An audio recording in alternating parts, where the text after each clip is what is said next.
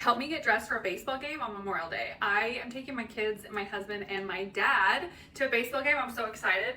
I love this halter top from Amazon. I think it's so cute. Owasso community is mourning after police say a husband shot and killed his wife before taking his own life. And investigators say it happened after he was accused of child abuse. Some really difficult details in this story. Police found Jeremiah Sean Duffy and his wife Sara dead inside their home last Thursday. She posted a joke about a Netflix documentary. 13 days later, she was dead. And the man she was joking about was the one who killed her. If you're new here, this is Crime Files, and if true crime cases like this keep you up at night wondering how something so preventable could happen, do me a favor and hit subscribe, tap that bell, and drop a like before we get into this one.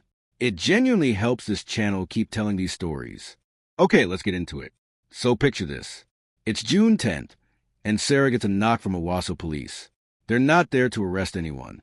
They're there to tell her something that's about to blow her entire world apart. Her husband, Sean, the guy she married, the guy who coached little girls' basketball teams for a living, had been accused just one day earlier of inappropriately touching a 15-year-old girl on his own team. Not an ex-player, not some rumor from years back.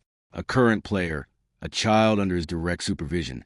And according to police, another coach actually witnessed it happen and stepped in immediately. Now here's where it gets even heavier.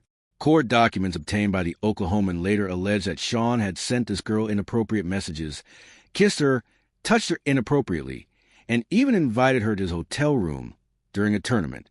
This happened, according to reports, at an elementary school where his traveling competitive team had rented court space while regular school was out of session. Neither Sean nor the team had any official affiliation with the public school district itself. But that detail almost makes it worse, because it means there was no institutional oversight watching him in that moment. Just a rented gym, a team of young girls, and a coach who allegedly used that access for something horrifying. And police didn't just say this was a one-time thing.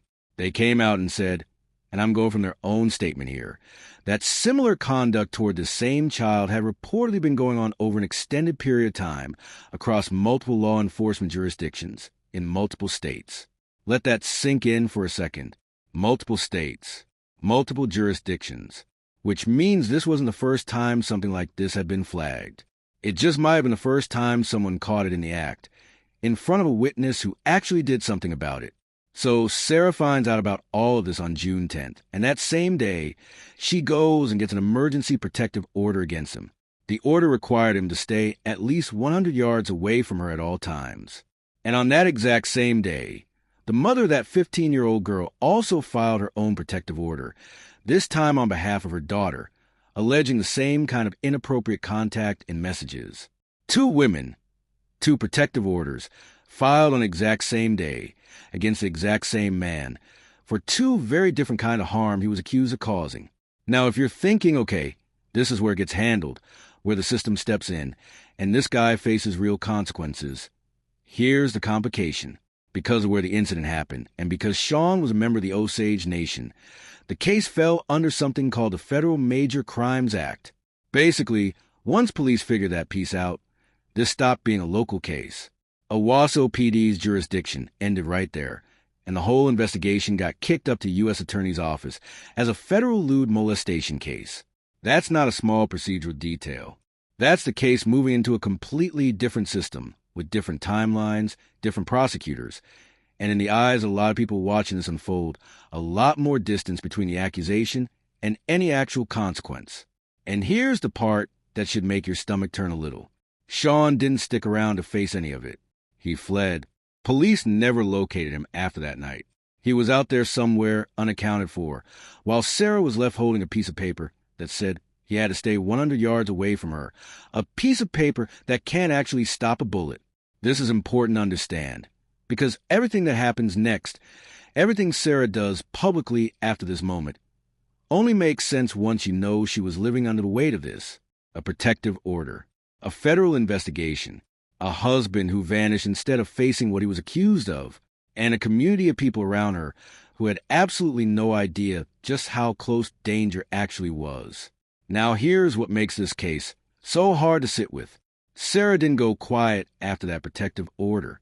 On June 20th, she posted something to her followers, thanking them for their support through the split, saying she was just focused on her kids, on their safety, on their mental health.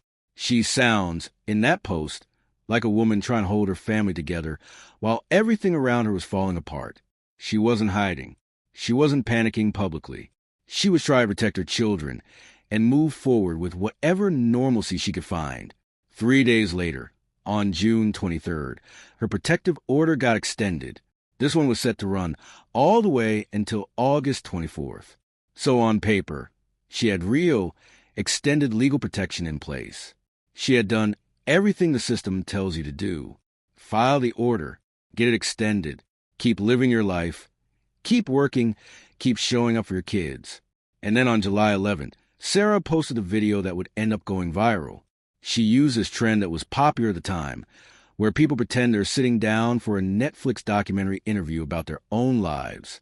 Sara's version was chilling in hindsight. She said she was preparing for when Netflix drops a documentary about her soon-to-be ex-husband, who she just found out is a pedophile.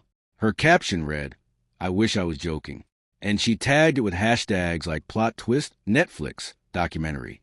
Now, if you're an outside viewer scrolling past this on your For You page back in July, you probably laughed, or you felt that gut punch of shock, or maybe you thought, wow, she's being brave, putting this out there. Because that's what it looked like. It looked like a woman taking her power back, calling him out publicly instead of staying silent about it. And to be fair, in a lot of ways, that's exactly what it was. She had over 30,000 followers watching her go through this, and instead of disappearing quietly, she chose to speak. But here's the question that's been sitting with a lot of people since this case broke. Did going public like that change anything for Sean? Did it push him somewhere darker?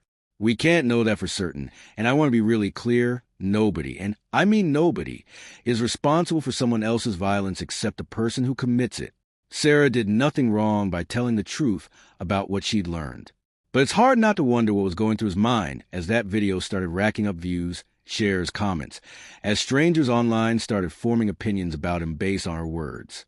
Because 13 days after she posted it, she was dead. And this is where the timeline gets genuinely difficult to process. Because in between that TikTok going viral and the night everything ended, there's this quiet stretch. No reported violations of protective order. No red flags that made it into public reporting. Just silence. Sean, still evading police from that June investigation. Still a wanted man in the eyes of federal investigators. Sara, still living her life. Still doing hair for her clients. Still being, by every account from people who knew her, an incredible mom. So what happened in those 13 days that we don't know about? What conversations were happening behind the scenes? Was Sean watching that video circulate? Was he somewhere nearby the whole time, or genuinely on the run, moving from place to place to avoid federal investigators who were now looking for him too? Because whatever was building up, it was about to come to a head on the night of July 23rd, in a way that nobody, not her family, not her followers, not even the police who granted that protective order, could stop. We also know that this wasn't some sudden, out-of-nowhere event when you zoom out on Sean's history. Court records show Sara had filed for protection from him before, years earlier, and his ex-wife has since described a long pattern of threats. So the 13 days of silence weren't really silence at all. They were just a part of the story that never made it into a headline. The part that happened behind closed doors, away from cameras and TikTok comment sections, where the real danger was quietly building the entire time. The night of July 23rd started like any other night. And then, according to police, sometime around 11:15 p.m., everything changed in a matter of seconds. TMZ later obtained dispatch audio from that night. And if you've ever wondered what the absolute worst phone call in the world sounds like, this is close. A dispatcher can be heard reporting that a woman was screaming and crying, followed by a loud bang. I'm trying to reach him back, but I can hear a female in the background screaming and crying, some sort of loud bang in the background. Just picture that for a second. Whoever was on the other end of that call was hearing this happen in real time, unable to do anything but relay to officers already racing toward the house. Here's the detail that makes this even harder to sit with. A young boy ran to a neighbor's house and called 911 himself. He told them his stepfather had shot his mother. A child had to be the one to get help. A child had to witness enough of the aftermath, or hear enough of what happened to know exactly who to blame and what to say to a 911 operator. When Owasso police arrived, they found both Sara and Sean dead from gunshot wounds to the head. Investigators quickly began treating it as a murder-suicide, saying Sean shot Sara before turning the gun on himself. And according to police, he had violated that protective order to do it. The same order that was supposed to keep him 100 yards away. The same order that ran until August 24th. It didn't stop him from getting inside that house. Now, police also said something important here.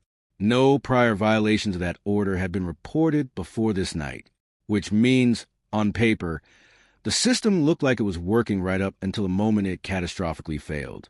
There was no pattern of him showing up, no warning signs logged with police in the weeks before. Just this one final fatal violation on a night that ended everything. The juvenile who made that 911 call was taken in protective custody that night, which is standard procedure when a child is present at a scene like this. He was later released to a parent who had no involvement in what happened. I want to sit with that for a second, because that a child who, in the span of one night, lost his mother, was present for or immediately after one of the worst things a person can experience, and then had to be the one to get help for the both of them. In the days after, more of the pictures started coming together. Sean's ex-wife of 20 years, a woman named Stephanie Ramsey, spoke to TMZ. She said she was shocked to learn what happened, but she wasn't surprised, not entirely. She claimed Sean had threatened her throughout their relationship, and that he had a history of jealousy, of not being able to handle his partners moving on. She said she and Sara had actually stayed in touch whenever Sara and Sean were apart, and that just days before the shooting, they'd talk about Sara's viral TikTok and about other women who come forward claiming to know Sean too. That detail matters, because it tells us Sara wasn't isolated in this. She had someone else, someone who'd lived through a version of the same relationship, who she was actively talking to in the final days of her life. And according to Ramsey, there was a sense that something bigger was brewing than just a TikTok post, that this had been building for a long time, in ways that maybe only people close to Sean could really see coming. Investigators also learned, going back to court records, that this wasn't Sara's first protective order against Sean. She'd actually filed 2 of them back in 2021. Both were dismissed because Sara didn't show up to the hearings. And I want to be careful here, because we don't know why she didn't appear. It could be fear. It could be pressure. It could be that things seemed to get better for a while. We simply don't know, and I'm not going to guess at her reasons or pretend I understand what she was weighing at the time. What we do know is that 5 years later, in the summer of 2026, she filed again, and this time, the outcome was final in the worst possible way. In the aftermath, Sara's family and friends gathered to remember her, describing her as a devoted mother who lit up every room she walked into. The father of her 2 children, a man named Lyle Landers, said publicly that Sara was the life of the party, that she loved her kids more than anything, and that she would fight to the death for them. He said their children woke up that Thursday without their mother, and that what happened to her was unfathomable to him, but that the family would get through it together, and he'd do his best to make sure their kids knew who she really was. Her clients from her hairstyling work talked about how she wasn't just someone who did their hair. She was a genuine friend, someone who showed up for people beyond the chair. A niece described finding out through a Facebook post and just breaking down completely. A community that had followed her on TikTok for her clothes and jewelry now found themselves mourning her in real time, watching a story that had gone viral for one reason turn into something they never expected and never wanted. An online fundraiser was also set up in the days after her death to help support her 2 children, who are now left navigating a future without their mother. Friends and family have used it to talk about who she really was outside of the headlines. Someone who worked with her hands every day doing hair, who built a small business selling clothes and jewelry online, and who by every account was trying, in the middle of an incredibly difficult personal situation, to give her kids as normal a life as she possibly could. As for Sean's federal case, the one involving that 15-year-old basketball player, it's now essentially moot. He's dead. There won't be a trial. There won't be a public reckoning for what he was accused of doing to that child, or for whatever similar conduct police say happened across multiple states before her. The families and communities connected to that alleged victim, and to whatever other victims may exist in those other states and jurisdictions, are left without the accountability the legal system was supposed to provide. That's a piece of this case that doesn't get resolved just because the man accused of it is gone. Somewhere out there could be other families who reported similar things in other states, watching the story unfold, wondering if their case will ever get looked at the same way now that the person at the center of it is no longer alive to be prosecuted. So where does that leave us? A protective order that couldn't stop a bullet. A federal investigation that ended not with a verdict, but with 2 bodies. And a viral TikTok video that, in hindsight, reads less like a joke and more like someone trying to survive out loud, trying to warn people the only way she felt she could. I want to ask you something, and I'd genuinely love to hear your thoughts in the comments. Do you think going public on social media gave Sara any real protection? Or do you think in cases like this, visibility can sometimes escalate danger instead of preventing it? And when someone has a documented history of threats, like Sean allegedly did with his first wife, why does it so often take a tragedy for that pattern to become visible to everyone else? What would it actually take for the legal system, or the people around someone in this situation, to intervene before these situations reach this point, rather than after? If this case affected you the way it affected me putting it together, let me know down in the comments. And if you want to see more cases like this covered with the same care and respect for people involved, make sure you're subscribed to Crime Files with notifications turned on, so you don't miss the next one. Thank you for watching, and I'll see you in the next video.